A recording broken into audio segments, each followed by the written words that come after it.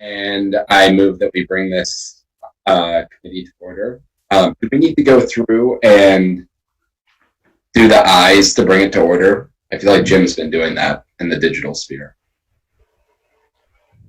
You're muted. He's just been taking roll call. Okay. Yeah, technically you do the roll call. All right. So I'll just. It looks like Anna Kit is not here. Anna Kit, are you here? No. Jerry. Aye. I mean, Jill? yeah, present here. Okay. And I think we're ready to go, right? Turn it over to Grant. Okay. Well, you all have received the quarterly report, and Andrew sent some questions. Instead of going through the annual report, I mean, you've had it for a couple days, so I'm sure you've seen it. So what I'm going to do is just kind of take it by section, and I'll go through the questions I know about, and then if you have other questions, you can pipe in. So on page 1, the first section is the summary section. It starts off by saying that we anticipate having a deficit this year. Not shocking. We just came off a year where we had a $700,000 surplus. So even if we have a significant deficit, we'll be better heading into FY22 than we were heading into FY20. So I'm not worried about that. Andrew asked if I had a feel for how much of a deficit.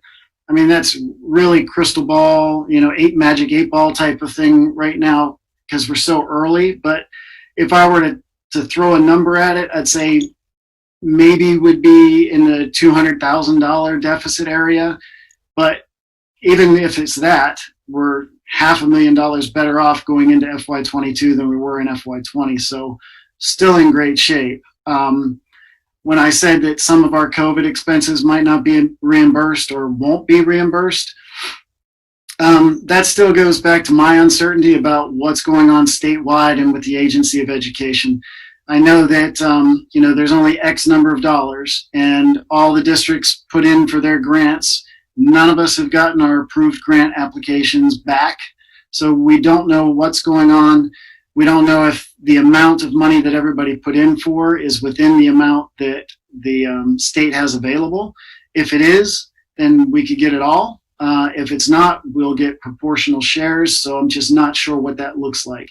And I will be honest and tell you, I'm not putting in for everything. Meaning, if there's say there's a requisition to Amazon and there's 100 line items on there, and one is Lysol wipes. I'm just not chasing that because it's just too much to deal with because there has to be a separate federal procurement form done. I have to make sure I have clean requisition, invoice, and all that backup for whenever I have to submit for the reimbursement. But the big chunks for sure, we're still waiting on a big order of Chromebooks for well over 100,000. That whole thing is going to be submitted and hopefully we'll get it all back. But right now, I just can't say that we're going to get all the COVID money that we have coming to us. But we'll get a better feel for that as time goes on. Let's see. I can read the rest of that. Then right before I start with on the revenue side, Andrew asked a question again about projection for the likely deficit. So back to what I said before, if I were guessing right now, maybe a couple 100,000.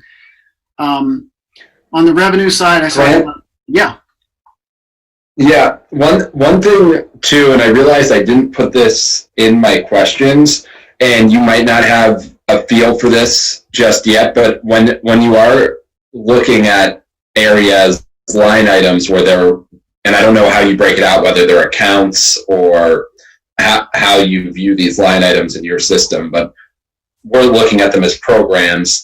So when we're looking at deficits within programs, are you able to identify the extent that something is one time related to COVID-19 or some other reason compared to if something's more structural, like the food situation that we've been in, where we know that we've been underfunding that program for a number of years?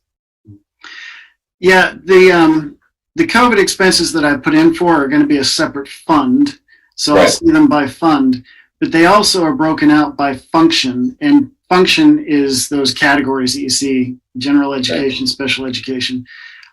So I will be able to see as time goes on what's causing it. Right now, you'll see a big chunk when we get down to it. Facilities is where there's a big chunk of it. And the good news is a good chunk of that we will get, and we should get 100% of it. The Efficiency Vermont amount that was granted, our grant request, and Andrew LaRosa did a great job putting together that grant application, and he's doing a great job executing it. It's $199,950, and we're going to spend most of it, and we'll get it all back. And that's going to show up as an over execution in facilities, but then we'll see on the revenue side that getting backfilled. And a lot of the materials that we're buying, we're putting in the facilities area. So most of the expenses for CRF are going to be in the facilities area. Although whenever we see that big chunk of computers, that will show up in, I think it's staff support is the line where that's going to show up. So yeah, we will see those broken out as time goes by.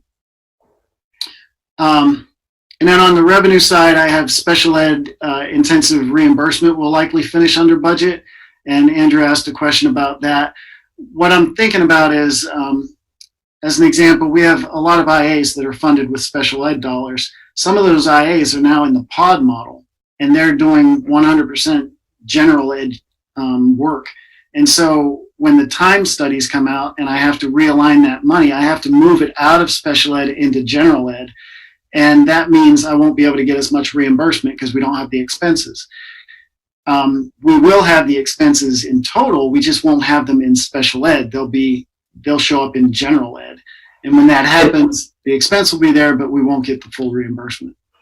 And what I was wondering is, and you and Libby will be much more attuned to this, is Act 173. I know some elements of that were delayed, but I thought Act 173 was going to allow for more flexible use of special education dollars. And I was wondering if that helps at all in this case or not. No, not yet, and not next year either, because with COVID, they pushed it again. So not only isn't it in effect for this year, it won't be in effect for next year. And if others don't know what that is, that basically changes the funding model so that we get X number of dollars in special ed funding times the number of kids that we have. And so it'll be just kind of like a block grant, and how we use that money is going to be up to us. So that will provide a lot of extra flexibility, and it's something that we've been thinking about in our system so that we can maximize that. On the downside, we're assuming we're going to see less special ed reimbursement through that model, but we'll have to see. The good news is, well, kind of good news, bad news. The good news is we don't have to worry about dealing with that even through budget development for FY22. The bad news is that it does provide extra flexibility that we won't be able to see until then too. But you will, during the budget cycle season, during the presentations, you will hear about this. We are planning for it now and thinking about our budget this year. This is the main thing that we have in mind, to create our internal system, to make it stronger, to support more kids internally so that we don't have to turn to external factors. So this is like that one idea that Grant was just talking about, and Andrew, you asked about, we are planning for now for 2 years down the line, and you'll hear a lot about this during budget season.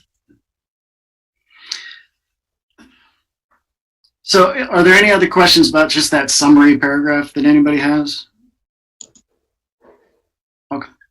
All right, on the expenditure side, I'm just going to kind of cherry pick some of the line items. Under general education, you'll see one of the notes there is that grandparented tuition for Roxbury students is going to under execute by about $50,000.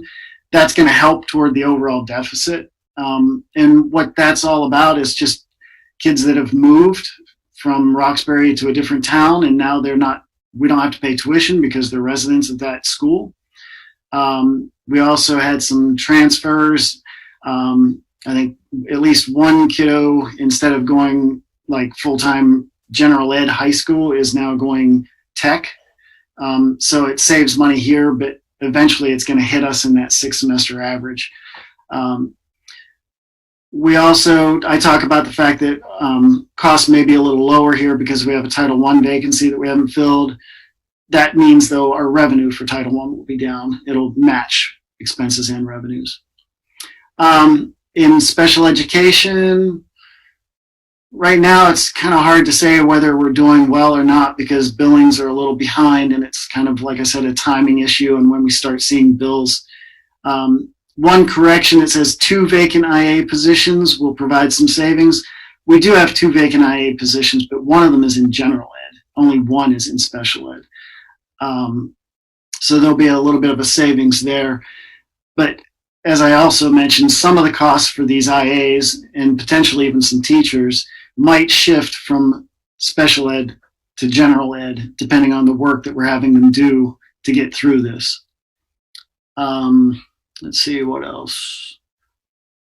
Guess I'll scroll down to staff support. This we will overspend by at least $100,000 whenever we, knock on wood, when we get those Chromebooks in, but then we will have additional revenues to cover that. Moving further down. Oh, my personal favorite, business services. So I'm going to come in over budget. The reason why is because Joanne retired. I didn't want her to retire and then have somebody come in the next day and have to try to manage payroll without some overlap. So we did have an overlap that wasn't budgeted. Not a big deal, but definitely worth the cost to make sure that we have transition there. Buildings and grounds, that's where we're going to see a lot of COVID expenses. Right now, as of the end of the first quarter, there was already $217,000 in expenses. Probably about 80 or so was for the Efficiency Vermont, which I know we're going to get all back. And then 130 maybe or so is for, supplies and materials, plexiglass, things like that we purchased.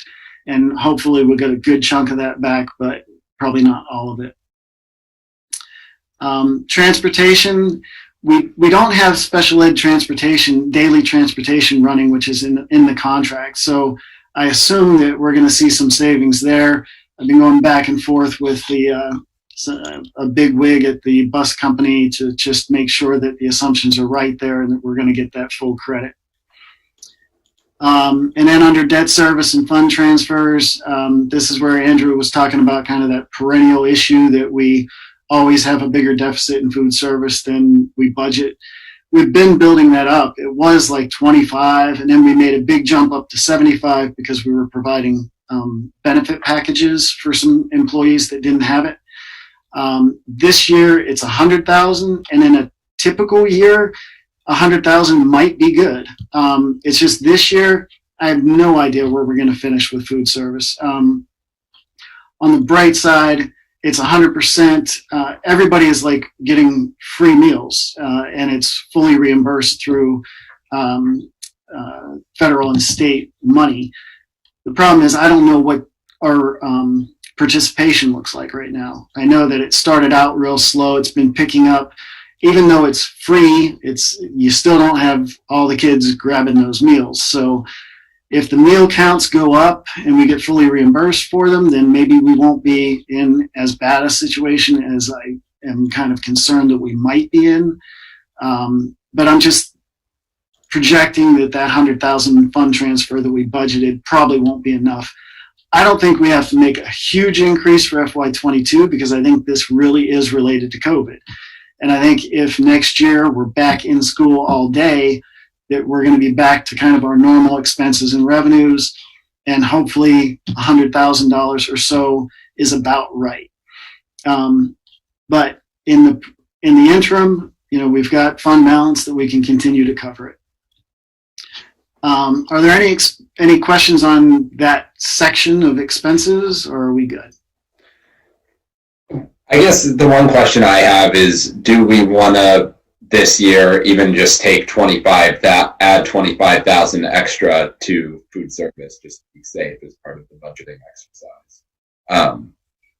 But I guess it depends on where I'm looking at the available fund balance.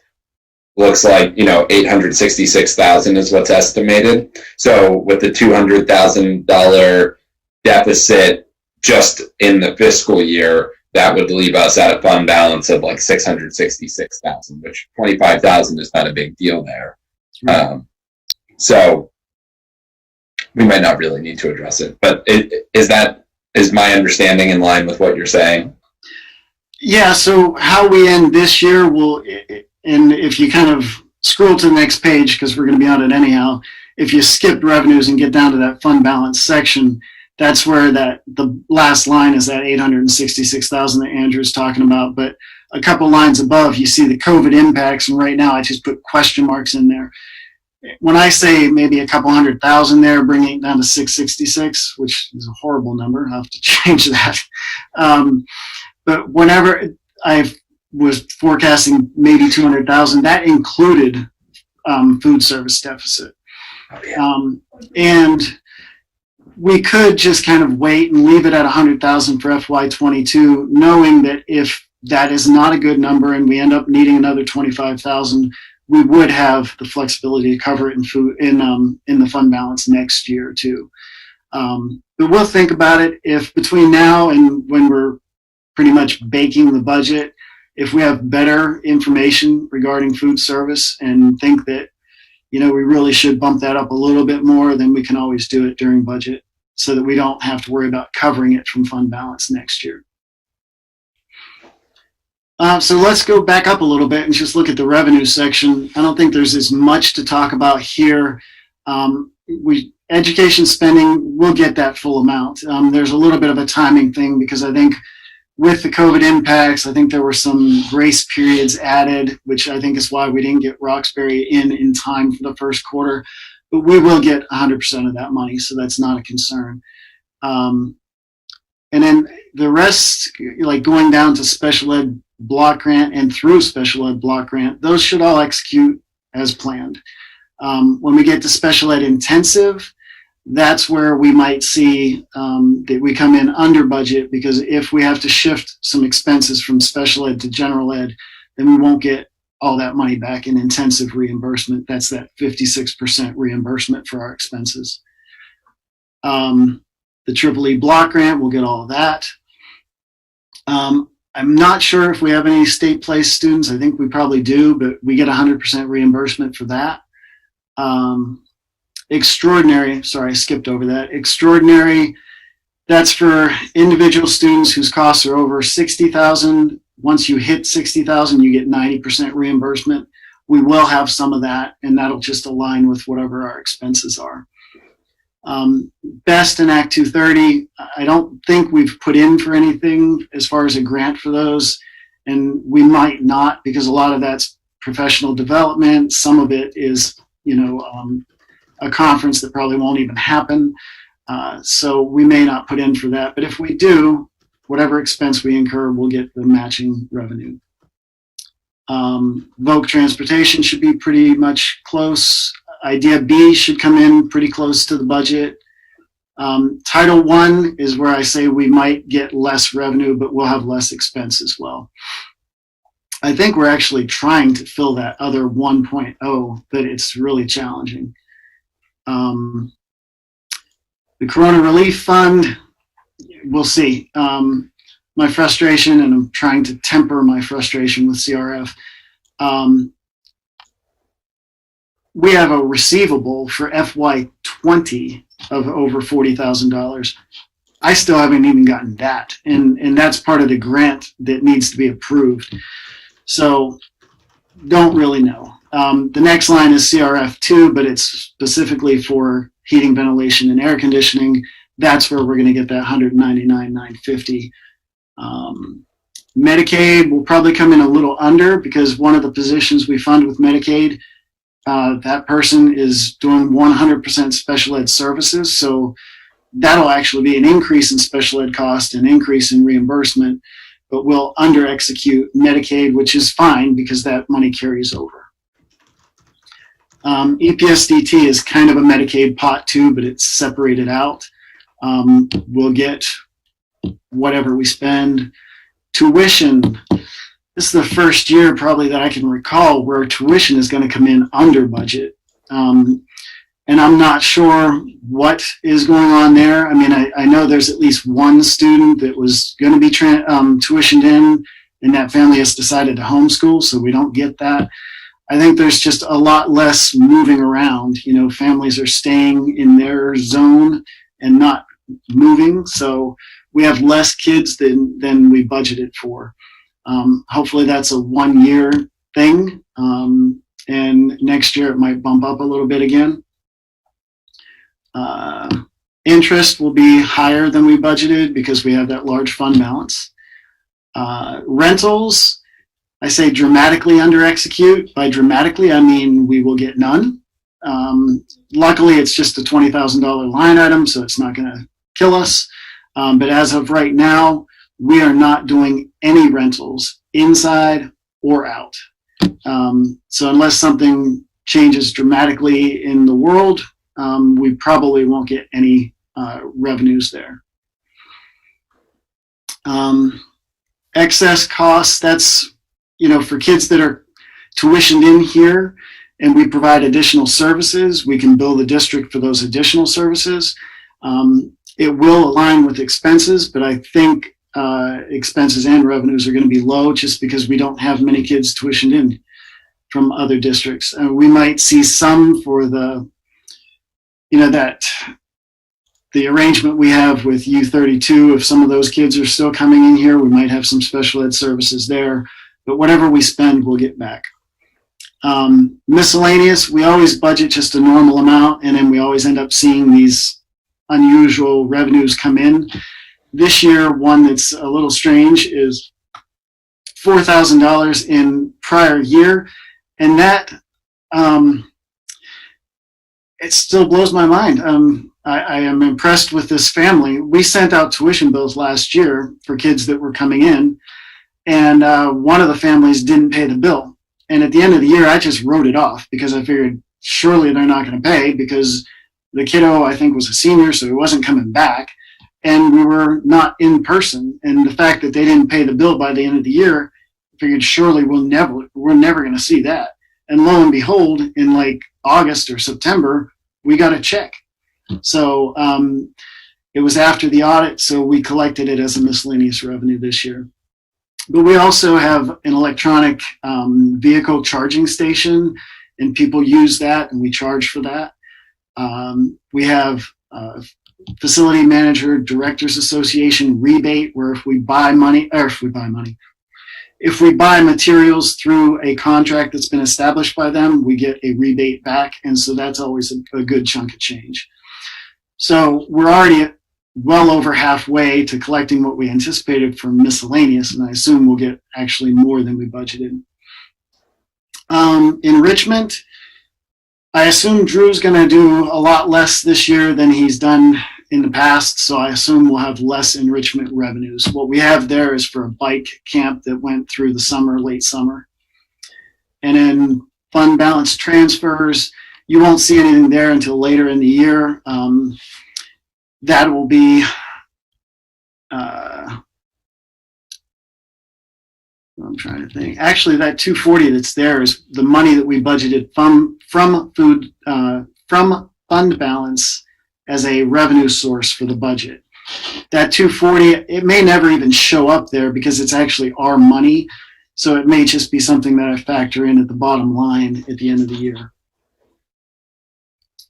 And we already went over fund balance. The quirky thing is the top section of that fund balance where you see that $1,060. For those of you who have been around for a little while, we had a large committed fund balance for things like some of the playground work and various projects. We spent pretty much all of that. What's left now is this little bit of money for special ed software that just didn't get spent. So that's why there's this really small amount of committed money.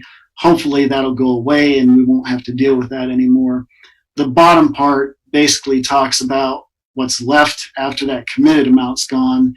What we have is a fund balance revenue source in FY21 this year. And then I put in, assuming maybe $250 each year for the next 2 years, which, if you remember, as we lose 2 cents of merger incentive, $250,000 is about what you need to kind of offset that 2 cents. So we were planning on using fund balance revenue as a source of funds in our budget development for the next couple of years. And then whenever there's no reduction in that incentive, then we won't use that fund balance anymore. So we're just trying to level out that tax rate. It's like we're pushing that 2% back a year and a year. Yeah. To kind of flatten out that path.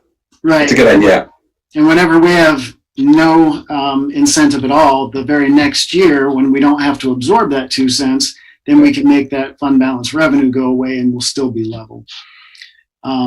This year, the FY22 fund balance amount, the assumption here is that it's going to be 250. We may have to play with that. That's a great lever to be able to adjust as we're building the budget. If we think the tax rate implications are a little too high and we think everything in the budget's important, then we can always tweak that fund balance a little bit to manage that tax rate or drop it back down. The only thing you have to remember in the back of your head is, as you do that, though, that's not something that's sustainable. And the next year, if you don't keep that same level, when you reduce that, it's just like increasing your expenses. So we do that very carefully as we build the budget.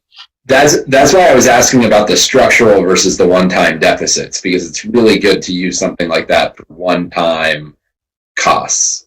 Right. But if we have ongoing long-term structural expenditure to revenue issues, then dipping into the fund balance is just, for lack of a better phrase, kind of like a ticking time bomb. So right.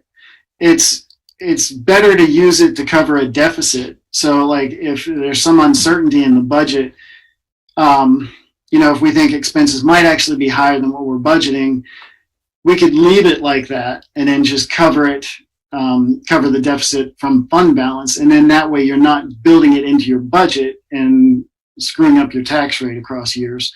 So it's something we'll think about, we'll talk about when we build the budget. But for right now, that's great shape, having that kind of flexibility. Any question on the revenues or the fund balance? All right, you're making it easy. The next page, there's not really much to talk about. Food service, we already kind of talked about that and probably talked it to death. We'll just have to see how that plays out.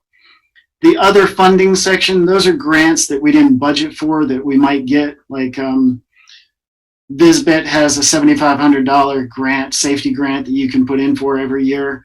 This year, we also attended, Libby, myself, and Andrew attended like a back to school webinar talking about COVID and precautions and planning.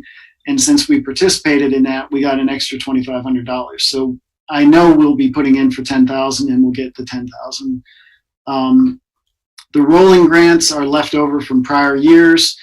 I was hoping we could put a big dent in those this year and get that money spent, but with COVID, they're probably going to be limited on what they can spend that on. The good news is I don't think there's any kind of time limitation on that. So it's just something I got to continue to track until it's gone, but we don't have to worry about losing it. Ann Watson's has been around a lot longer than Lissa Noss's.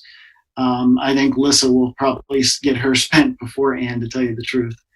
And then I don't have Ann's in front of me. How much does Ann have left? I don't have the paper in front of me right now. 20,000.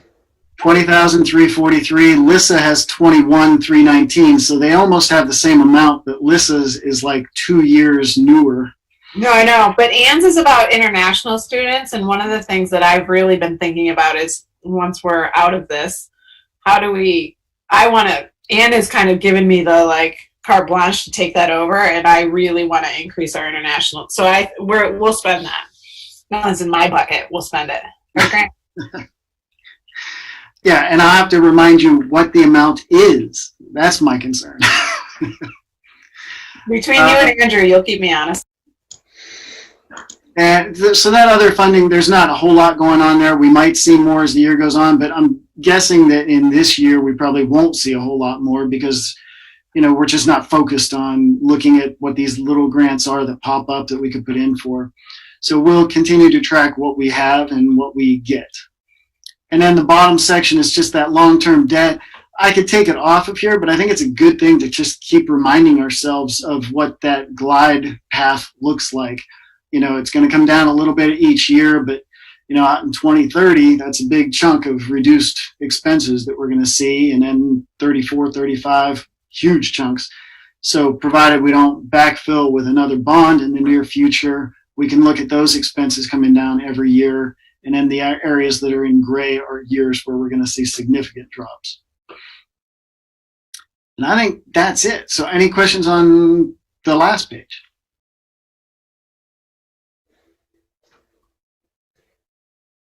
All right, then I guess we'll have a virtual dance party for the next 25 minutes. So I think I'm going to go eat dinner. all right, well, hey, thank you very much for joining in and paying attention to this stuff, and it'll be on your consent agenda item for in a little while, in about a half an hour. So thank you very much, and I will see you next time. Thanks, everyone. Thanks, Grant. Do we need to move to adjourn in this space? Yeah, I think we do. All right. I move to adjourn. Second? I'll I second second. that. All right. I guess we have to go in a circle now. Jill? Aye. Jerry? Aye. I'm also an aye. So see you guys soon. Aye. Thanks, everyone. Thanks. Bye-bye.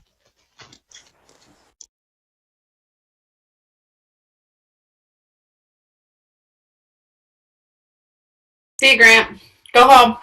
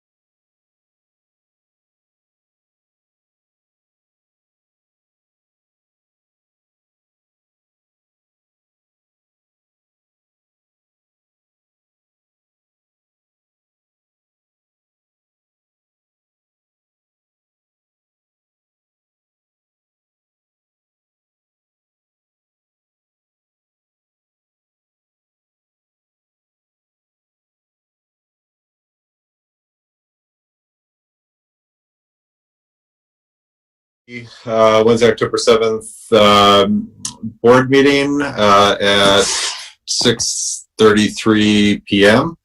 And let's do roll call before I do public comment. Emma? Here. Jill? Here. Mara? Here. Ryan?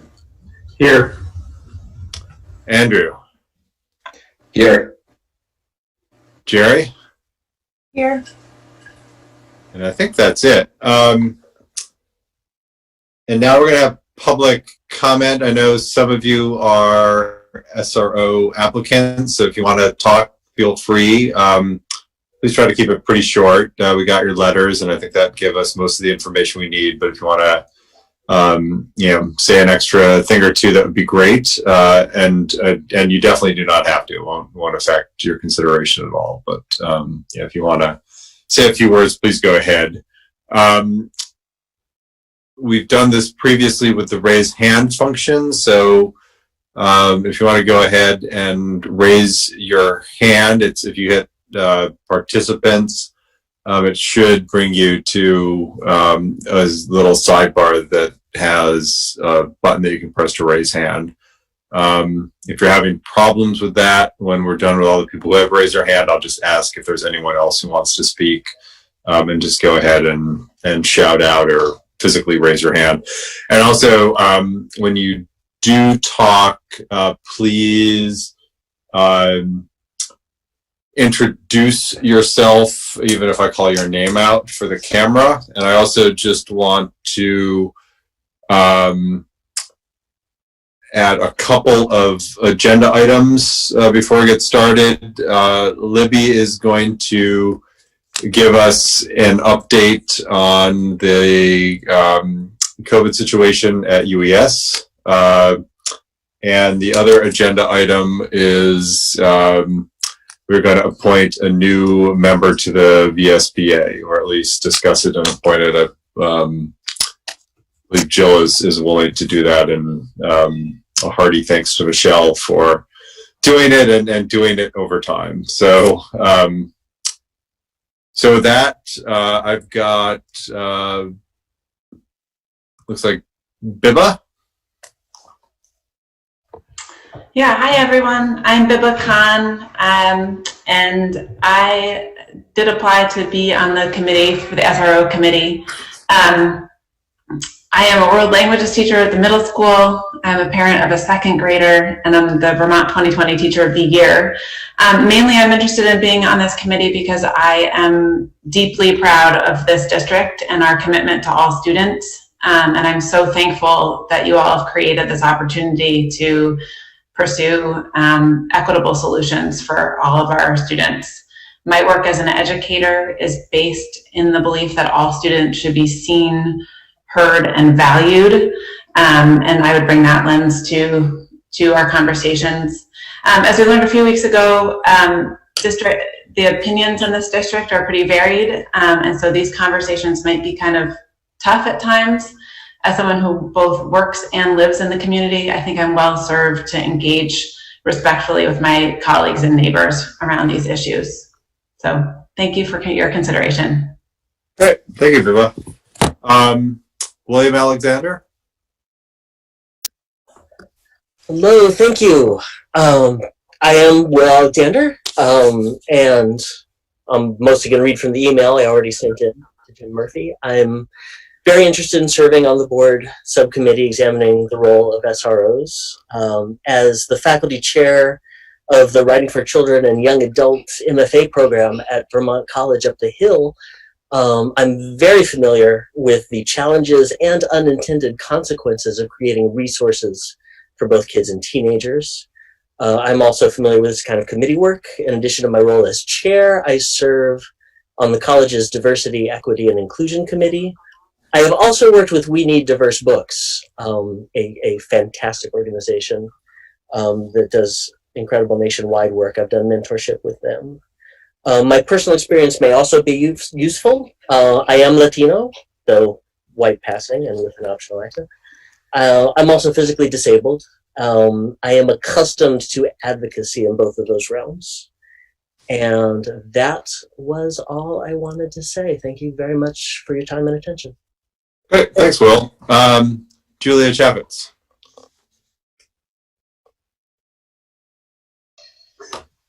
Hi, everyone. I'm having some technical issues. I apologize for my discombobulation. I'm just trying to make it so it doesn't immediately start echoing. Sorry. Okay. So I did apply to be on the committee, and I would be happy to serve on the committee in my experience as a social worker, and as well as coordinating with the Just Schools initiative.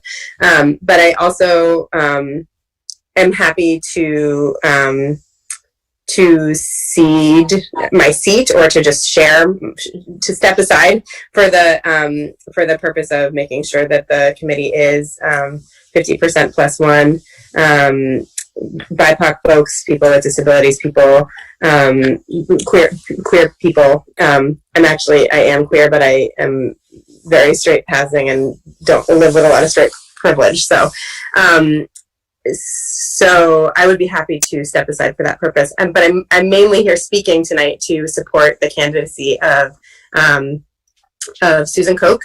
I saw her this morning at drop-off, and she said that she wasn't able to make it tonight, but asked that I share with you all that she's very interested, that she would be really strong both as a teacher and a strong teacher of the year, and as a community member, and as a bridge to the Diversity, Equity, and Inclusion Committee at the district level. And she was hoping to sort of serve in all three of those capacities. And then, and no, because I'm talking.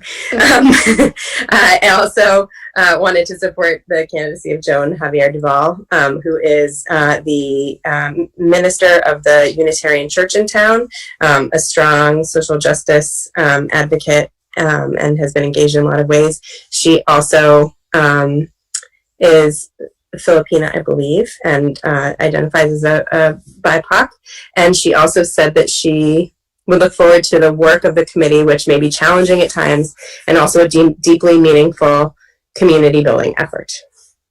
So thank you so much for your, as a board, for your thoughtfulness and for your work on this issue. And we'll look forward to seeing how this work shapes up. Great, thanks, Julia. Catherine Nutley. Hi, my name is Catherine Nunnally. I'm a mother of 3 Montpelier-Roxbury public school students, 2 in the elementary school, 1 in the high school. And I've served in multiple ways on parents groups. And just thank you for the opportunity to be a candidate on this committee. I have been a public school educator, call it in my former life, but I taught at the high school level for 7 years in a lower income area in the South. But I do feel like that experience, and also years of experience working with other marginalized communities, will serve me well in this capacity, and also just working with different kinds of people. I've done that in different kinds of situations and look forward to that.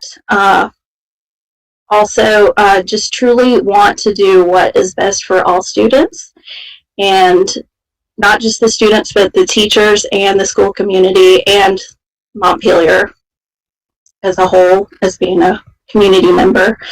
And I just thank you for this opportunity again. And, you know, if I'm not chosen, that's fine. We'll be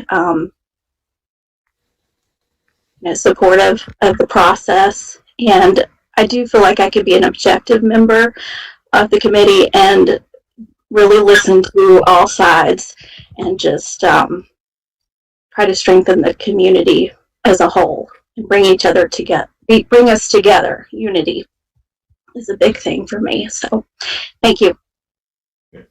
Thank you, Catherine. I'm not seeing any more hands in the participant function. Looks like Justin wants to speak.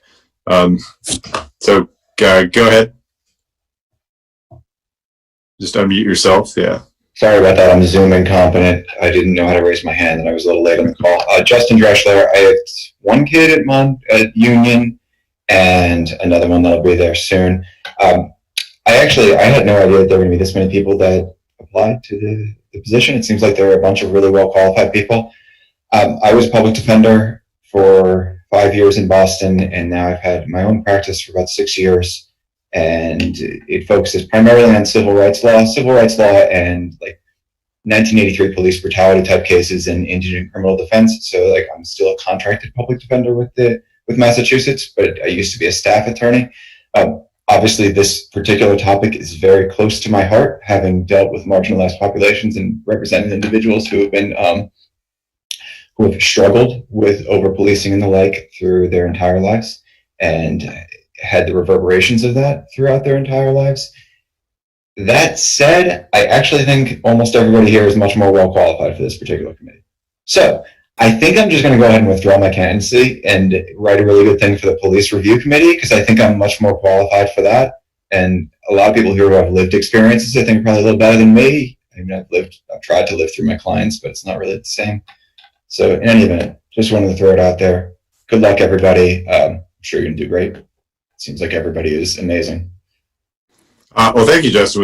We very much appreciate your interest, and remember, for that, do get a lot of interest in this committee. There will be open meetings with public comment, so there will be the opportunity for those who don't get chosen to participate, to speak during public comment, and certainly to listen and follow it, and to weigh in with written comments and other comments as well. So just in terms of the agenda, we're actually going to deliberate about selection in executive session. So what I think I'm going to do is move the SRO committee dates and membership down, and let Libby talk about COVID, and let Mike talk about the results of the language immersion study. And Mike, if you want to go first, you can, because I know that you probably have an evening you want to get on with.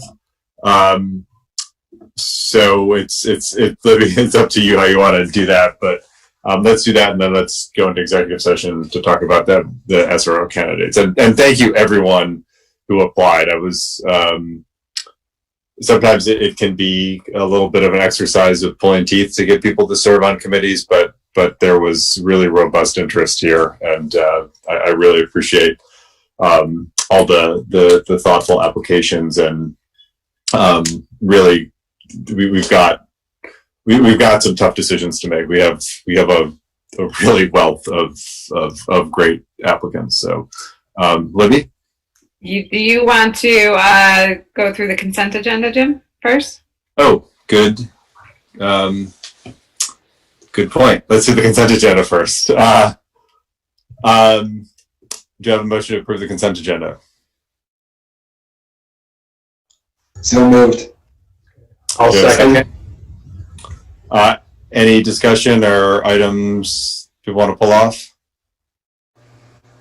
Nope. Emma? Aye. Jill? Aye. Mara? Aye. Ryan? Aye. Andrew? Aye. Jerry? Aye. Okay, passes. I didn't miss anyone, did I? I meant to say yay, transgender non-binary policy, yay, Yes. approved. It's been a year and a half in the making. I'm sorry, I should have done that before, but yay! Yeah, and great work, everyone, on doing that. That's a fantastic addition, and I know that the policy committee spent many hours. So, okay, now Libby, we can. Do you want to do UES first, or do you want to have No, let's let Viper do his thing first. So, because we have some new board members, just a little background and some community members on the call. Last year's budget had a study in it. Last year's, Mike, or year before? A little of both. Yeah, had a significant amount of money in to do a study around language immersion. that the board asked us to look into. Mike had considerable experience with this in the district that he was coming from before.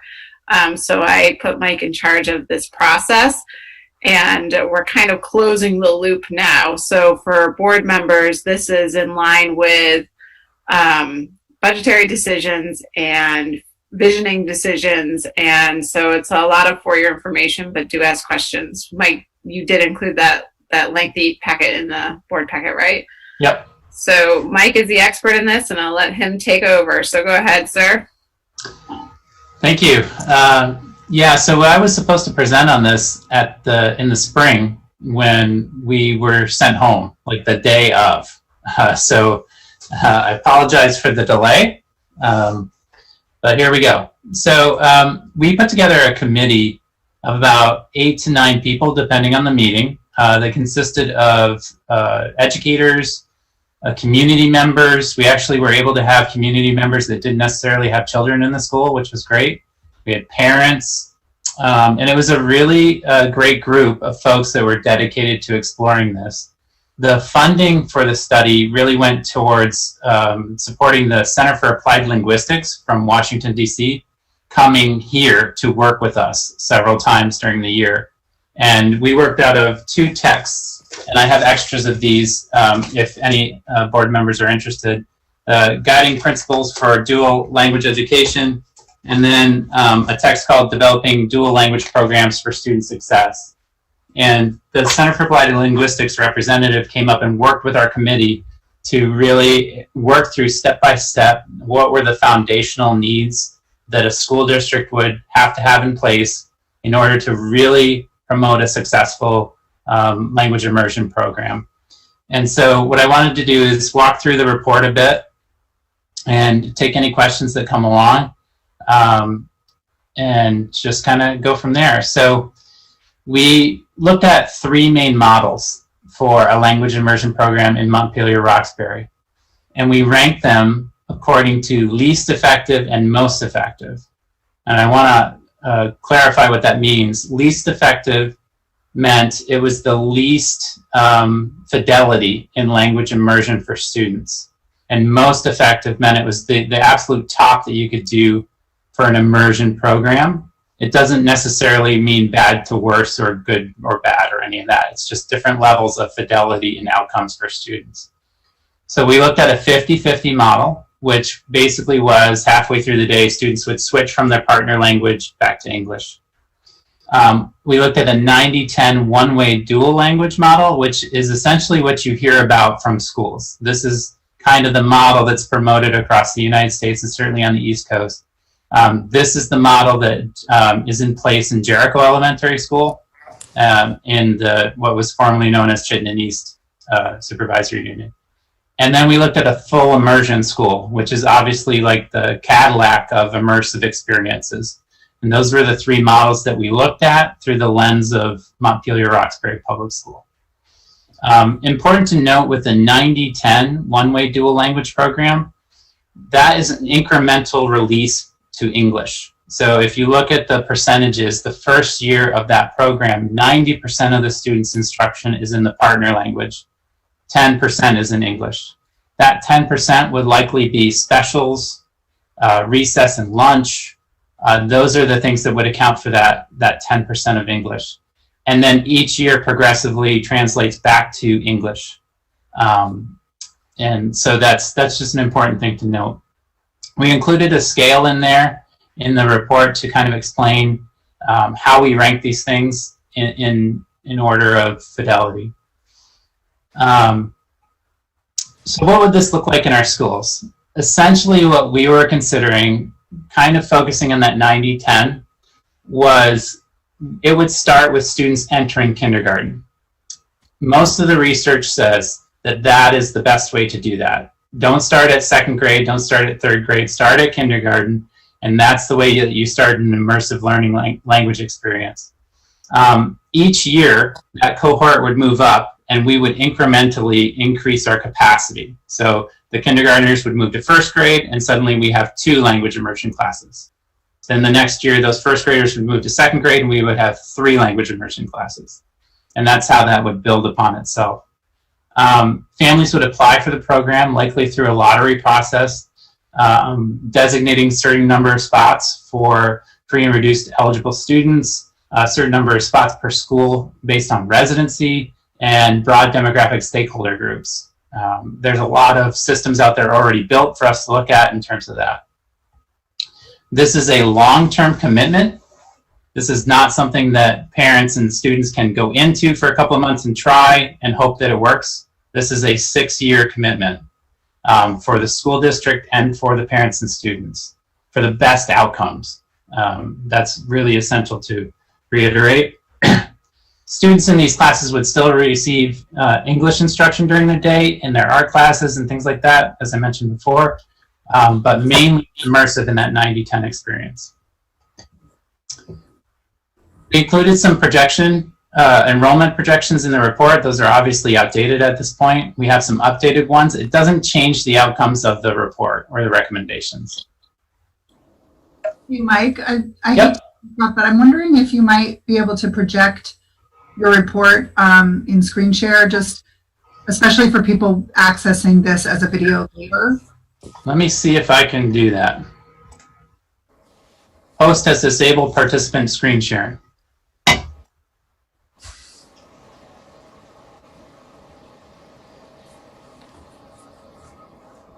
Mike, keep going. I'll tell you when you can go.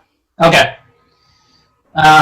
Staffing considerations. So there are a couple of staffing considerations that come with this. Quite a few, actually. So in each model, we kind of broke down the different staffing considerations. In the 50-50, we'd have to hire or reassign Spanish-speaking kindergarten educators in the first year. The same for the 90-10, and the same for the full immersion school, with the exception that the full immersion school would also include other staff that we would have to consider. That's in that first year only, and I'll talk more about staffing and the budgetary considerations. For the facilities consideration, this is one of the tougher areas for us. Our schools are packed. So if we were to assume a kindergarten classroom, Union Elementary, if we looked at Union Elementary, it would be based on class sizes and projections upon when we started. It was very hard to predict what that would be. We have years where we have a high influx and a low influx, and kindergarten numbers are always kind of fluid. Incoming kindergarten numbers. For the full immersion school, we had two discussions. One was Roxbury Elementary School, and this was all theoretical. Nobody was jockeying for one way or another, but theoretically, Roxbury Village School as a full immersion school, or renting or leasing an off-site space was another consideration in our discussion.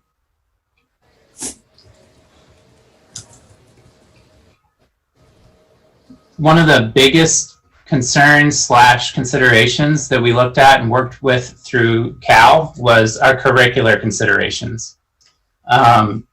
In Chittenden East, it was my responsibility to implement the Spanish immersion program there. And one of the things that we did not do well was the curricular considerations. We had to go back and figure this out after the fact, and it was extremely challenging and probably not great for students. Ooh, there we go. Probably not great for teachers either. Not very good for teachers either. So one of the challenges, the big challenges, is it's not taking a curriculum and just translating it to Spanish. It is much more than that. And in MRPS, we are still working on our local curriculum in a lot of areas. So that base level of curricular development that really is recommended before launching into a language immersion program, we're not quite there within our local program. And there's more than just considering the curriculum. There's considering the accessibility of the curriculum. So for example, in certain languages, a lot of curricular materials are really hard to come by on a sustainable basis, and their quality is somewhat questionable. But then there's also things like assessment. How do we assess reading and writing in a language immersion program? That's a pretty big discussion. How do we know how they're doing in their English language acquisition? And how do we assess that? How do we report on those things to families? So those were all components of curricular development that were a big question mark for the committee and also for the Center for Applied Linguistics. For budgetary considerations, there's quite a bit to consider. One of the big things with this program is sustainability. This is a huge commitment for parents, for students, for teachers, for the school district, for the school board. This is a multi-year commitment. And in order to do that, what's really recommended is to have one person with expertise in this to be focused on the program. A language immersion coordinator would have to be a consideration in terms of budget. And this is pretty essential. It's essentially a school within a school. And it kind of requires its own director and own coordinator to be able to really be dedicated to that. Staffing and recruitment costs. This is not the kind of job that you just post on SchoolSpring and wait. This is something where we would probably need to be working with embassies. There may be travel involved, there may be job fairs. There's a lot more to the staffing recruitment and retainment than just posting, as we tend to do in a lot of other positions.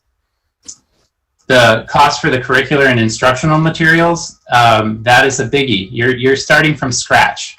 All the posters, all of the alphabet charts, all of the classroom libraries, all of those things that we've inherited over the years in classrooms aren't there.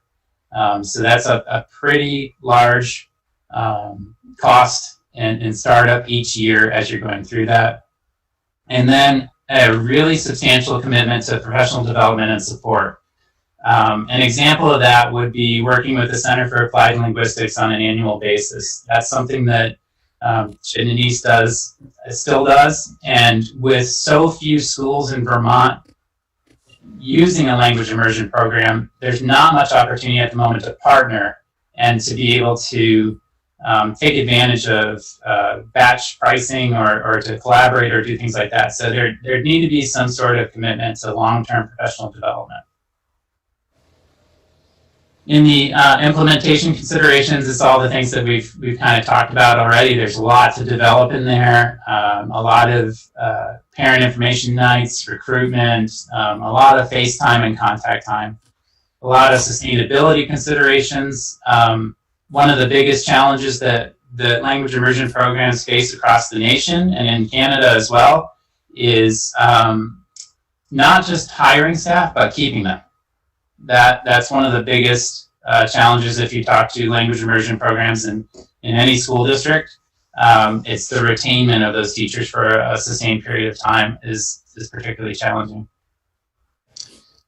And at the end, all members of the committee were super excited and committed to the concept of getting to a language immersion program, and we're almost frustrated in recognizing that we weren't quite ready to really launch into this at this moment. But the overall recommendation from the committee was to have the school board really review these components, ask a lot of questions, and then know that if we were to embark on this, say, next year, it could be a significant lift for us and could possibly detract from us actually putting in place the base level considerations that we would need to do this really well.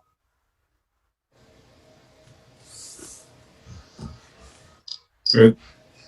Thanks, Mike. And thanks for all the hard work of both you and the committee on this. I know it's been a while, and this is very thoughtful and definitely a lot of time. Questions for Mike?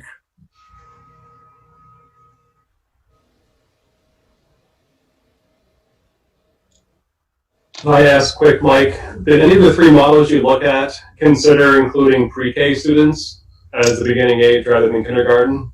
No, and that came from the Center for Applied Linguistics. And one of their documents, there was actually a study about that.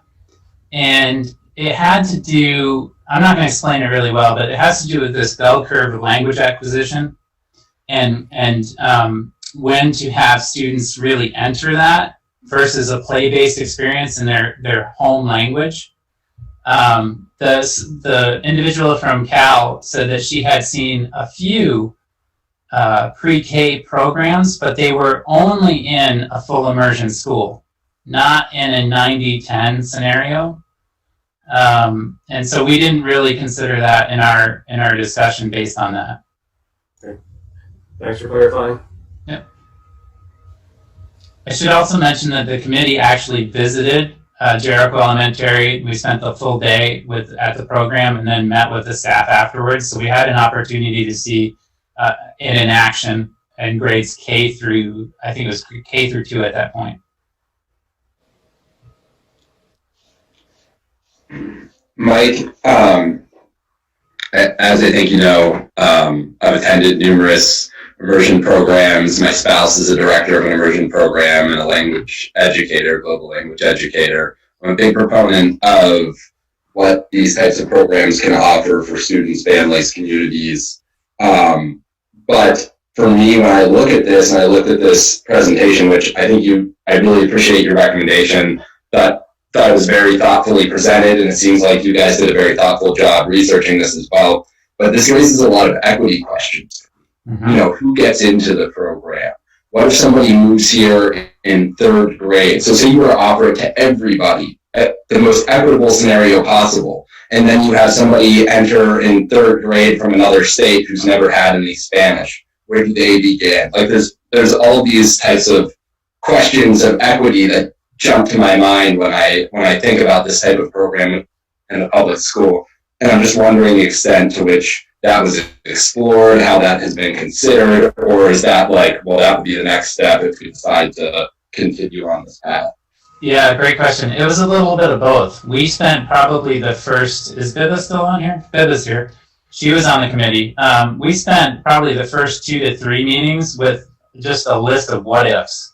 Like what happens when these kids get to middle school? What happens with this? What happens if a kid moves in 3rd grade? And we had some answers for some of those things based on other programs that we had researched or seen. And then some of those we thought we should kick that down the road in terms of a conversation with the whole group. So I'll give you an example. One of the recommendations from Cal is that if we did the 90-10 program, let's say, and there is a kindergarten Spanish classroom at UES, there should be, to do it well, a Spanish language instruction component for all the other kids in that grade level, so that there's a cultural exchange happening between all of the students in the grade level, regardless of whether they're in the immersion classroom or in an English-speaking classroom. And so there were all those elements that kind of came out, and you're right, there are a ton of logistical and equity considerations to hammer out. And that's kind of the reference to the budgetary considerations of having a coordinator who can be solely focused on those aspects and make sure that we're doing the best for our community and our students. But there were several of those, but there were also several that we had to table. At one point, we made this grand list and just said, okay, we need to wait and get Cal here to really help us work through this stuff because we're just stuck in what if land.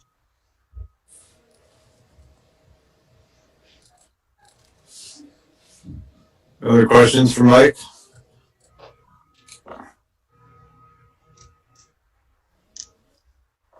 Sorry. So you say that it would take a significant amount of time. Was there like a timeline that the committee would recommend for implementing something like this? A full year in advance of starting anything was the overall recommendation. And that the recommendation from Cal was that that's a short time. And does that mean having the language immersion director there and those educators there to begin developing that curriculum a year in advance? It could be a combination of things. I'll give you an example of what Chittenden East did. So they had their incoming 1st grade teacher start work 3 months early to work with the coordinator to be able to develop the curriculum, because you have to remember, so if you start at K, you don't necessarily have your 1st grade curriculum, your 2nd grade curriculum, your 3rd grade curriculum articulated yet. ideally you'd like to do that with the teacher that's coming in. So they made arrangements for that person to start 3 months early and do that curricular development. So yeah, there would have to be somebody kind of steering the ship to be able to do that, and it's everything from the ground up. And I think that's what the big lift is. You just the smallest detail to the biggest. So the minimal recommendation from the Center for Applied Linguistics was 1 year prior to implementation. So that's almost a 2-year budget commitment, a 2-year out leap. Another question was that, did the committee produce like budget estimates? No, we did not. Part of that was because depending on the year, the costs could change. Also, depending on our staffing, our current staffing, the difference has changed. So for example, if we can reassign somebody who's already Spanish speaking, that could be, for example, that could be cost neutral in some aspects. So really the costs were, and Libby and I could bounce a number out there on outfitting a classroom, but it would be much higher than you might think.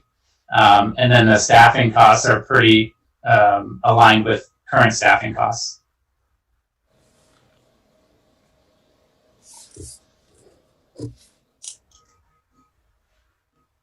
The other funny thing to me was this report, because of when it came out and now where we are, obviously doesn't address the elephant in the room, which is we're dealing with an unprecedented space situation in all of our schools.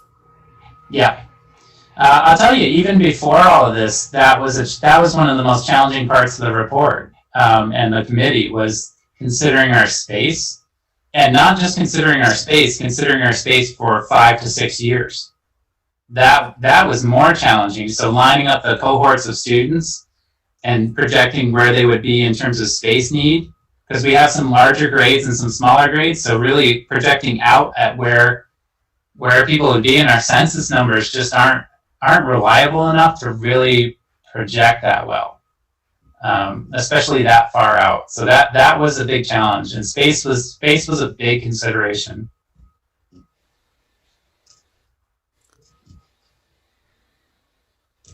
Great. Other questions for Mike? Yeah, I have one. Sorry. What? Sorry, Alex.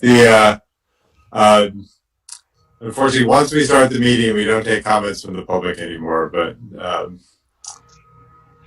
But thanks for speaking up, and that's just unfortunately how our meetings work. Oh yeah, sorry. Yeah, but you can write to Libby or Principal Berry if you have any more questions, or to Mike Berry directly. I would just add again, and I think Biba can echo this, it was a unique committee group. We had some really great community members on there that really contributed to that conversation in a way that I think we were lucky to have folks that didn't have direct student in the school and have community members as a part of that conversation. It was really, really good and really special. Great. Yeah, no, and I want to thank all the members who served on it too. Again, I know it was a lot of work, and I love the creative thinking, and I really hope we continue to think about ways that we can expand opportunity for for world languages in elementary school and younger than that too, because that's when I think the brains are really malleable and a lot of learning takes place. And I can see Biba smiling. So, all right. Next, UES and the COVID situation. I know Libby wants to give us some updates, and I also want to thank Libby and the entire administration for really acting quickly on this and communicating in real time.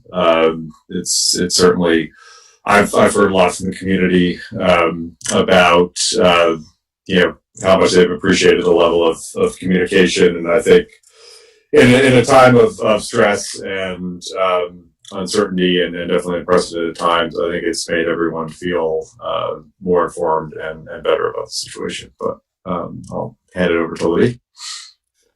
Thanks, Jim.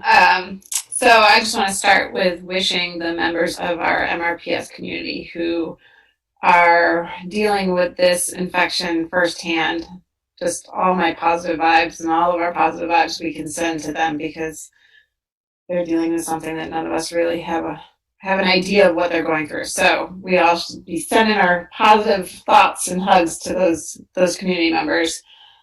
So I have kind of a bulleted list of things, just the process, because I want to make sure that that's stated publicly of what's happened so far. The board, it might be a repeat for you all, but I want to make sure the community knows that. But I also want to encourage board members to ask any questions that you've been asked if you feel like that's something that we need to talk about in a meeting. So please go ahead. So just the process in general. Since we got notification, our nurse was the first to be contacted. And since that moment, we've been in constant contact with the Department of Health, particularly our regional nurse. So they've split school districts up by region. And our regional nurse at the Department of Health is a woman named Karen Nelson, who has been amazingly supportive and responsive to us.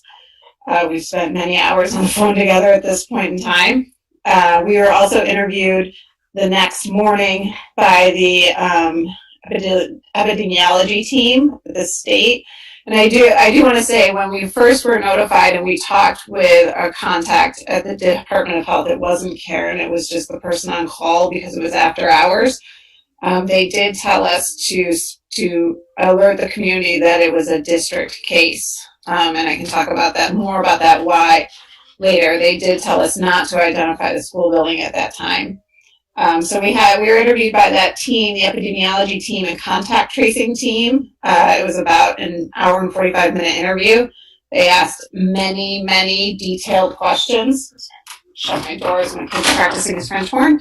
And in that interview, one of the questions they asked was about the size of the school and the amount of teachers we had, the amount of students we had. And because our school size, we were able to give the name of the school. They gave us the go-ahead to name the school after that.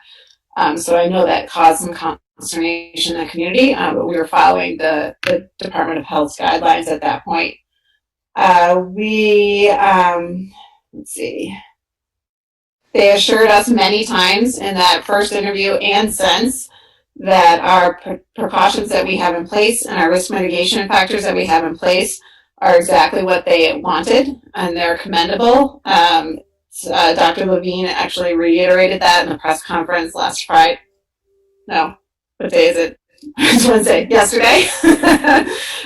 In the press conference, they've said it multiple times. A lot of people have said, yeah, but how did we get 6 infections in one pod? And it's mainly because this is an incredibly infectious disease.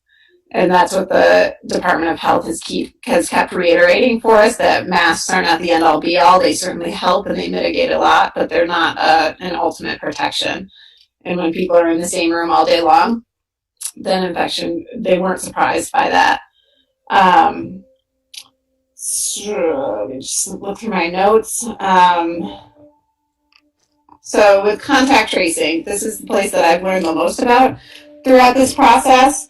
Right now, I just got a text from my husband that may have different guidelines as the CDC came out with like literally 5 minutes ago. But from what we know with the contact tracing, the contacts, close contacts, are defined as 6 feet apart for more than 15 minutes. That's the definition of close contact. So anybody who's a contact of a contact, and this is where it starts getting a little weird language-wise, but anybody who's a contact of a contact are not considered close contacts. So let's use Mike's daughter as an example. If Mike's daughter came down or was in a class where a classmate was COVID, Mike's daughter would be potential contact if she was within that 6 feet apart for longer than 15 minutes. Mike would be a contact of a contact. He'd be a contact of his daughter's. So he is not going to be contact traced. He's not going to be called, except for his daughter, of course. But Mike would not be told to stay home from work. He would not be told any of that stuff. Now, if Mike's daughter became infectious, we hope that doesn't happen to Grace or his other daughter. But if that were to happen, then Mike becomes the contact. So because Mike and I have been in a room together that for a longer period of time, then I become a contact of Mike. Does that, so it depends on the contacts of the contacts is hard because where this comes into play is siblings. So out of an abundance of caution, we ask families to keep siblings at home once we put the pod in quarantine. We were told we didn't have to do that by the Department of Health, but we did it anyway because we knew it would make our community and our teaching staff feel better. But they technically are contacts of contacts. Those siblings, from what I understand, are still home in quarantine with their family. So that's a big thing that we're trying to make sure that our community knows and make sure our teaching staff knows too. It gets tricky, and intellectually people understand it, but emotionally it's a different story. Is something that I very much am learning throughout this process. Those two things seem to be in conflict quite a bit for myself as well as for our community members. The other thing we have learned that if there is, and this is really hard, so bear with me with this one. If there is a positive case of a community member who is in our school, but that person has not had contact in our school at all, so they've been quarantining or they just haven't been in school for whatever reason within their infectious period, the Department of Health will not call us to tell us that that is a positive case. We won't know unless the family tells us or the staff member tells us if it's a staff member. So unless there's a close contact within 6 feet for longer than 15 minutes in our school buildings, we won't be notified by the Department of Health. The superintendents across the state have argued this a lot, saying that we need to know. You need to call. It doesn't matter if it's 3 a.m. in the morning. You need to call us and tell us this, because we have a responsibility to our communities and to our staff. The Department of Health is not changing their mind on that right now, but we are very much working for it from the superintendent's lens. And I know that's very hard for people to know or understand. So if there's rumor, there's all kinds of things happening, but if they're not that kid or that teacher, that staff member has not been in school during their contagious period, I won't know about it unless they tell me. Maybe on that point, are they citing federal law, or are they providing any kind of justification for that? The Department of Health continuously refers to HIPAA and privacy. Okay. So that's what they continuously refer to. So today we convened with the MRPS COVID Task Force, which is the same task force that did a lot of planning over the summer. It's our administration, our nurses, our union leadership, and a couple extra teachers in there as well to talk about where we are right now. Our staff is shaken. As I said, I think to Jim earlier, our house of cards is wobbling a bit, and a good stiff breeze could potentially knock it over, but it's still standing at this moment in time. And as we talked about it, we debriefed afterwards with just the administrators. I think Ryan Harity summed it up the best when he said, we're just looking for a nice bow to tie around this to say that everything is contained, but because the hockey situation in central Vermont is not contained yet, we can't make that statement yet. So our staff is resilient. Our staff is amazing educators, and I think they're going to pull through this one, but they are definitely shaken, as are some members of our community. So some of the things, the positives that I've learned, we've learned through this is the first is that our pod structure, while it doesn't seem so with a count of 6, definitely mitigated significant disruption to the rest of the school. So when other schools in the state are having to close down entire schools or entire grade levels, we had to close down one pod that influenced 15 kids. Or I'm sorry, 12 kids, 11 kids, 3 adults. I'm not even doing math now. Well, 12 kids, 3 adults. Mara, I'm just looking at your supportive face right now. So that is a significant positive. And for the evidence that we have currently, that could change in an email I get in 30 seconds, but the evidence I have right now is that our pod structure worked in the intended way it was supposed to work, and that we didn't have to disrupt the education of hundreds of kids. We had to disrupt the pod that went virtual, but they are virtually learning now. So that's a positive. Our attendance rate has not suffered significantly. So I had Ryan run the numbers today for the past week. Our attendance is down 2% compared to last year. So it's at 93% of kids attending versus 95% last year. So families are trusting. I take that as, and this is an assumption, that families are trusting our pod structure. I think the numbers are similar at the middle school, though we may have more middle schoolers staying home because of this than elementary school, but I didn't get the exact percentages from Katie in time. As I said before, our staff has shown significant resilience, and they just continue to be just the amazing rock stars they are for our kids. And they have trust in the structure and our procedures, and they've had lots of conversations about how we can do that better moving forward. So the opportunities, we've had lots of conversations about opportunities to grow. This gave our staff in all 4 of our buildings the chance to reevaluate all of our procedures and clamp down anywhere that we felt we needed it. So one example of that is through eating. Our kindergarten team led the way in saying, hey, this is how we're doing it in terms of making sure all kids have their mask on. All kids get the food at their desk, and then the teachers say you may take your mask off and eat, and they don't allow a lot of talking, unfortunately, during that time, which stinks, but they allow about 7 to 10 minutes to eat, and then they say, everybody's done, put your mask back on, and they take it away. So that's a new procedure that's going into every one of our classrooms to limit the times of masks off. It gave us the opportunity to have that conversation, and we continue to reflect on how to communicate this very hard information to both our external community and also our internal community of teaching and staff, teachers and staff. That's what I mean when I say internal community. It's really hard stuff, and it's really emotional for people. And so we're reflecting on that. My principals wanted me to say, especially Ryan, we appreciate all the notes of thanks and support that we've gotten, as well as those who have contacted us and gone directly to myself or Ryan or Megan Spalding, the nurse who's been amazing at UES with their concerns, so that we can help alleviate them as quickly as possible and answer as many questions as we can. I think coming straight to the source instead of allowing gossip trains to go wild is really important at this time, and we've been working hard to answer questions in like 15 minutes if we can. So we're not making people wait, but I encourage that and continue to encourage that either through email or phone call or whatever. So that's the update I have, or I had planned, but I'm more than happy to take any questions that the board has or that you have from community members.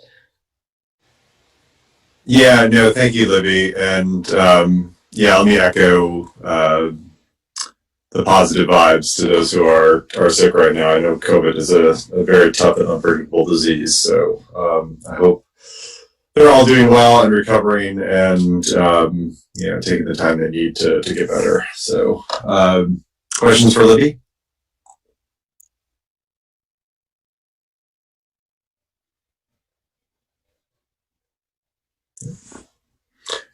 Great. Well, thanks again for the update. I know this is an evolving situation. Hopefully, we have it contained, but I'm sure as people move indoors and we're seeing a spike nationally and worldwide. So I think we have to be prepared for more situations like this as we move forward. And can I say one more thing? Sorry, it wasn't in my plan statement just because we decided on it this afternoon in the administrative meeting. We are going to send out a letter to our families. We decided on a process just this afternoon. We're going to send out a letter regarding travel over the holiday or over the vacation that is coming up. The state of Vermont is highly recommending no travel. And I know that's really hard for people. And while we can't tell people not to travel, we are going to be asking them, we're going to send out a paper survey to tell us if they are traveling, and so that we can contact them to tell them quarantine rules that will be in place for when they come back. Our staff is very nervous about families traveling, and so we're going to try to put an effort together over the next 3 weeks to gather that information so that our staff knows that we have put in a huge effort into finding out just who is traveling and to ensure that they know the rules of quarantine when they come back. We're also putting together, thanks to Anna, I put this on her plate, a fun, like, hey, what can you do at home kind of public relations effort. So if anybody has any great ideas for Anna to share out to the community, please send that to Anna too, that what kind of fun Zoom games have you been playing with your families and that kind of thing, so that we aren't just kind of wagging fingers, but we are also offering some suggestions about how we can make this vacation season coming up memorable too and happy. Yes. Yeah, let me just reiterate to members of the public that the school district is doing all it can to keep people safe, and I know we're constantly evaluating and trying to improve on that, but the community members really need to do their part too. And I know, especially with travel coming up and with the fact we've done this for a while, there's some fatigue setting in. But particularly if you do travel over the holidays or if you socialize over the holidays, be careful, observe all the rules, don't, let folks know, do the quarantine you need to do.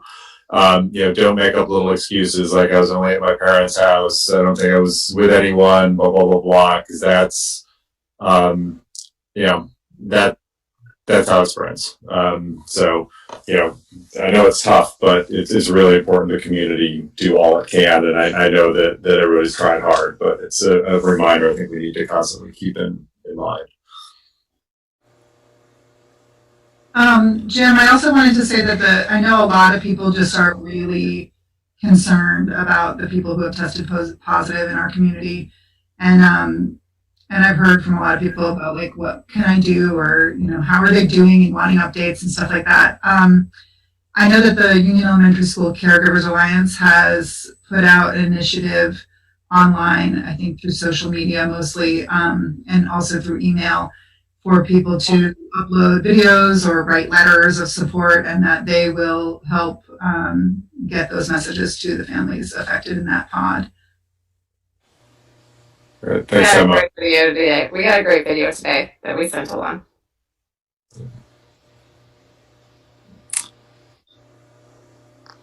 Excellent. Well, thanks again, everyone. Bill has a question. Oh, sorry.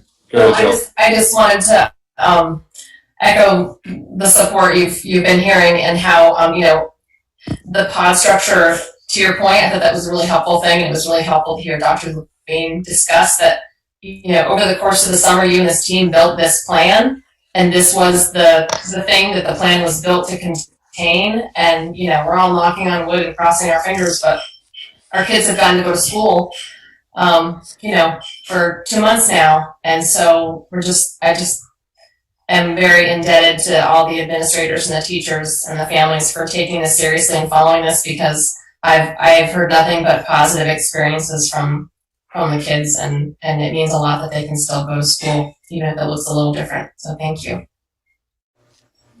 And Libby, I know that I've just heard from so many people a big outpouring of appreciation of all of your communication around this, and the various phone calls and emails, and sometimes even if the information isn't 100% up to date, or the whole hockey connection wasn't made at first, it's still been positively received that you're giving whatever information you have at any given time out to the public. And that transparency, feels really important at this time. And I know that people really appreciate it. I appreciate it. Thank you. I think we may have even fixed Power School, but I'm not going to really hold on to that until I know for sure. You've even been working around that by having the principals send out your letters. So it's just been really appreciated. I know I've been hearing, and I appreciate it. Good, thanks. All right, thanks again. And I think we're up next to the SRO committee. We are going to discuss the applicants in an executive session under the provision of the law that allows us to discuss appointments for public posts in executive session. So we're going to do that, and then we're going to come out and make the actual appointments in open session. But we'll have the discussion in executive session. And I need a motion to go into executive session for the purpose of discussion to appoint a public officer, which the appointees will be for a short period of time. Can I just say so moved, or do I need to repeat that? You could say what I make a motion for what I just said. I make a motion to move into executive session to discuss candidacy for the SRO committee. Do I have a second? I'll second that. Emma? Aye. Jill? Aye. Nora? Aye. Brian? Aye. Andrew? Aye. Jerry? Aye. I think that's everyone. We gotta get a little breakout room thingy. And remember, there's two of me. Which version do you want to go into? I got both, so.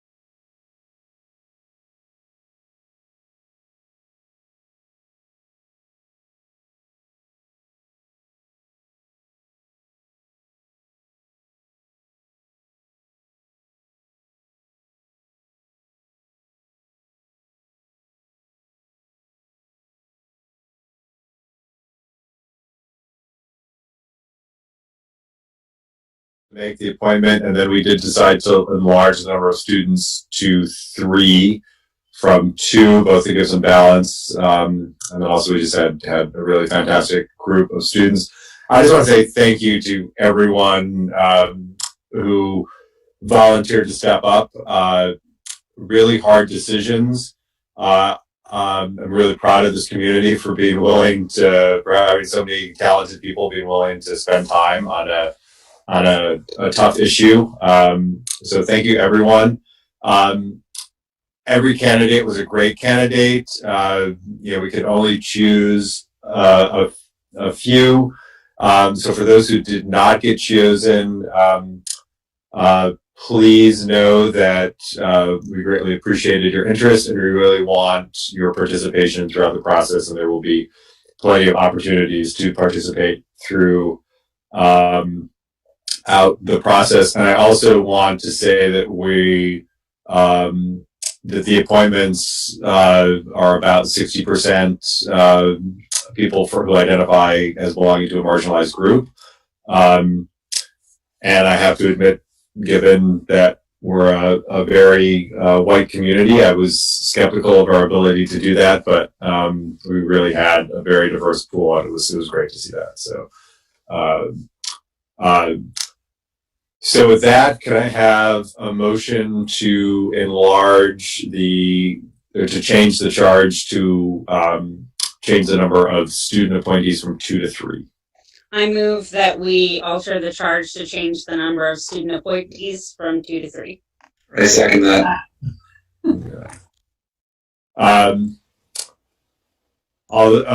Any discussion? Jill?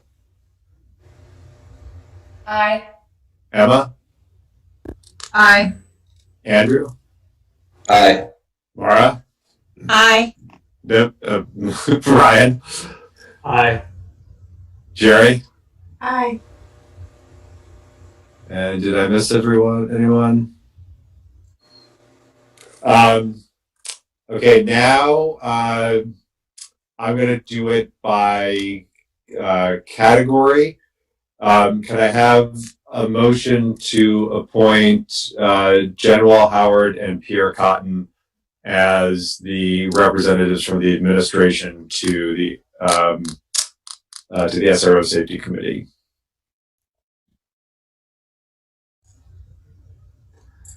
We're going to do this for each category. We have just so it's clear. All right, cool. I move that we appoint Jen Wall Howard and Pierre Cotton to the committee as administrators. Actually, do you want to withdraw that motion? Why don't I just read all the list? And I was going to say, I feel like the whole list is going to be faster. Yeah, I'll just be clear who. Okay, so I think I'm the one who has the full list. Do I have a motion to appoint as administrators Jen Wall Howard and Pierre Cotton, as a representative from the City Council, Jay Erickson, as a representative from the Police Department, former Chief Tony Fakis, as representatives from the school board, Mara Iverson, Emma Bay Hansen, and myself. As students, as representatives from the students, Zach Hennison, Edie D'Onofrio, and Eliana Moorhead. As representatives from the faculty, Susan Koch and Amanda Payne. And as representatives from the community, Joan Javier Duval, Will Alexander, and Catherine Nunnally. I move that we appoint those people to the committee. Do I have a second? I second.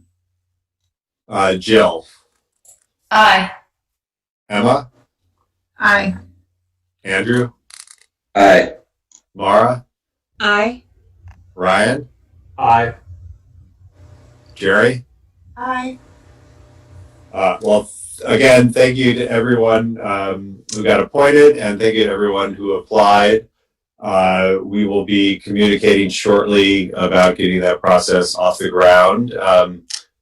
both to the members and also to the community, because again, this will be a public process, and we encourage everyone's participation. And also, we'll have a little more information on what that's going to look like. We're obviously going to hear, not just from the community, but from people like like Libby and others who are involved in the decision making, and who have experience with both the safety needs and also the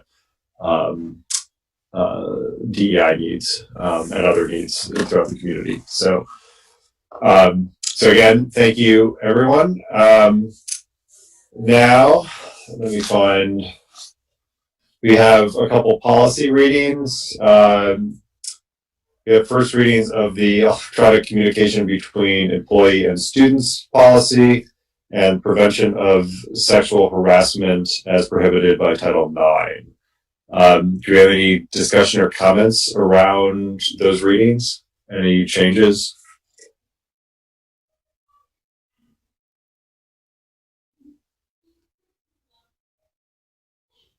Yeah. Great. And they just need to be read, right, Libby? Yeah, and those can't really change anyway by law, so there's really no comment to be had on those. Okay, perfect. So policy monitoring, we have budget execution and superintendent expectations. Any comments on those or discussion?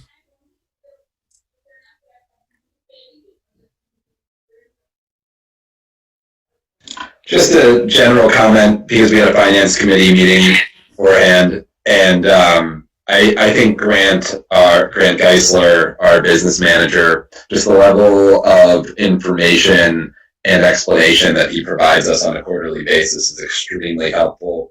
And heading into the budget cycle, he and Libby always provide really helpful and clear explanations of what our aims are in the budget process and how that links up to what happens, the important work that happens on the ground, and really nice explanations, crosswalks that I even use in our office in state government, the state auditor's office, for how tax rates work. Just like really, really clear explanations. And I think Grant and Libby have done an excellent job. Libby and Grant, it's a combination, it's a team effort.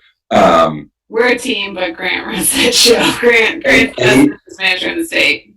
He's really, really good, and we're really lucky to have him. So I just want to put that out in conjunction with this policy, because you can have a great policy, but if you don't have great people implementing the policy, you're not going to have great results. So thank you. Yeah, no, I will second all of that. We are super lucky to have the team we have, and Grant makes the budget easy and understandable. So, and he's fantastic. Other thoughts or comments? Motion to approve the policy monitoring reports.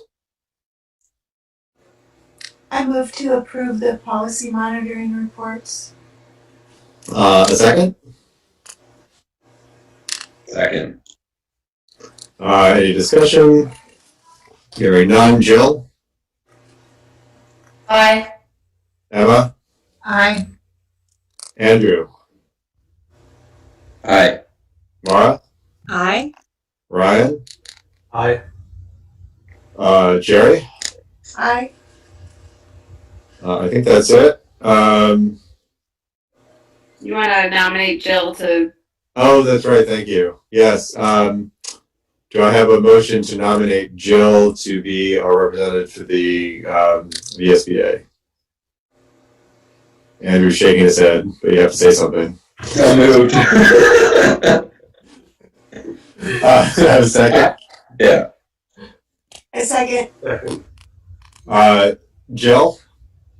Thank you, guys. Aye. Emma? Aye. Andrew? Thank you, Jill. Aye. Mara? Aye. Ryan? Aye. Jerry? Aye. Yes, and thank you, Jill.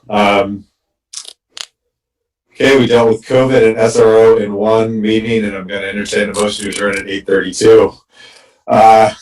Motion to adjourn? So moved. A second? I second. Jill? Aye.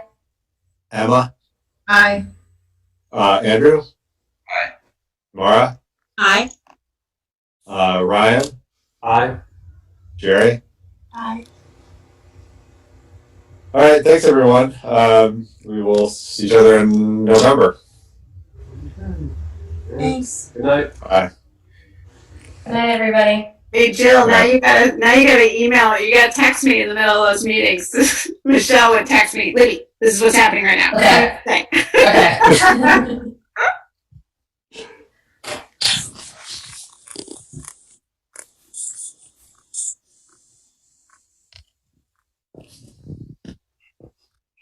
All right, Miss Anna, go to bed. I got a couple